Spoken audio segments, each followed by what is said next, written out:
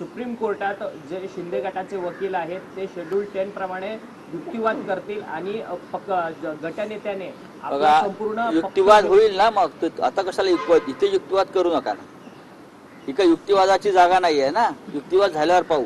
नहीं, पण त्यांनी सांगितलंय की त्यांनी काही सांगू द्या, तो 99% आप हिंदी में पूछे, आपको क्या चाहिए. देवेंद्र फडणवीस जी ने कल एक बयान दिया है कि जो सुबह सुबह की 2019 की सरकार बनी थी उसके बारे में शरद पवार की तो जानकारी अभी तक वो 2.5 साल हो गया,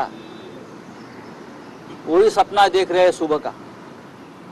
अभी भी वो जागे नहीं है, जाग नहीं उठे, वही उनको सपना गिर रहा है कि शपथ विधि हो रहा है, मैं और अजित दादा पवार शपथ ले रहा हूँ.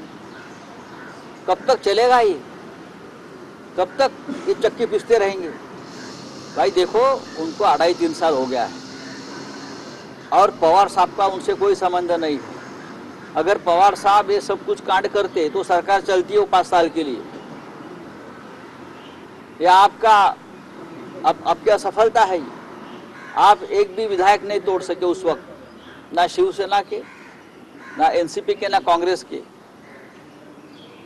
सबसे पहली बात है कि आपने शिवसेना के साथ विश्वासघात किया था.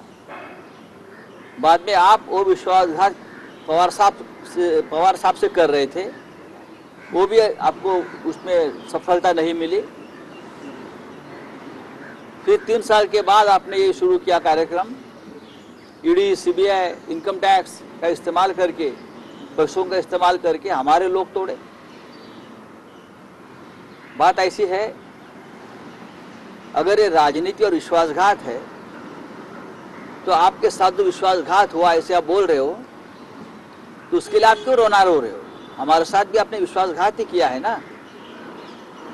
लेकिन शरद पवार साहब अगर उसमें शामिल होते इस षड्यंत्र में, तो अजित दादा पवार और आपकी सरकार जरूर 5 साल तक वो चला लेते. शरद पवार साहब जो है वो अपने शब्दों का पक्का काम करने वाले नेता है. चलिए सर, आज नाशिक सर, आपने फोन टैपिंग वाले मामले पे भी अभी कहा था कि देवेंद्र फडणवीस जी ने आपके और उद्धव जी के. मैं ये नहीं कहा कि फडणवीस जी ने कल कहा कि महाविकास आघाड़ी सरकार का एक षड्यंत्र रहा कि उनको अरेस्ट हम करने वाले थे. हम उनको क्यों अरेस्ट करे भाई, वो लीडर ऑफ अपोजिशन थे. ये शिवसेना की, कांग्रेस की और एनसीपी की या महाविकास आघाड़ी की परंपरा नहीं है कि जो व्यक्ति लीडर ऑफ अपोजिशन है, नेता प्रतिपक्ष है, उसको बिना वजह अरेस्ट करे. लेकिन उनके मन में ऐसा डर क्यों पैदा हो गया, उनके मन में ऐसे कौन से आपराधिक भावना निर्माण हो गई कि मैंने कुछ गलत किया है और मुझे अरेस्ट हो सकती है. अगर ये है उनके मन में कुछ, तो ये है कि ये लोगों ने, फडणवीस जी की लीडरशिप में कुछ पुलिस अफसरों ने महाराष्ट्र के प्रमुख नेताओं के फोन टैप किए थे.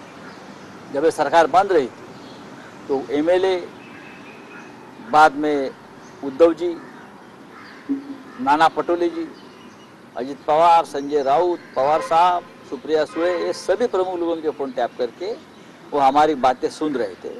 ये बहुत बड़ा अपराध है और इस अपराध के बारे में महाविकास आघाड़ी सरकार ने जब जांच कमेटी बिठाई, पुलिस को आदेश दिए, तो जांच चल रही थी और जिस पुलिस अधिकारी के ऊपर एफआईआर लॉन्च हो गया, गुना दाखिल हो गया, उसके ऊपर के सभी केसेस ये सरकार आने के बाद पीछे लिए गए. क्यों नहीं जांच होने दी फिर. आप डरे हुए लोग, आपने पाप किया, आपने गुनाह किया, इसलिए आप डर रहे. चलिए.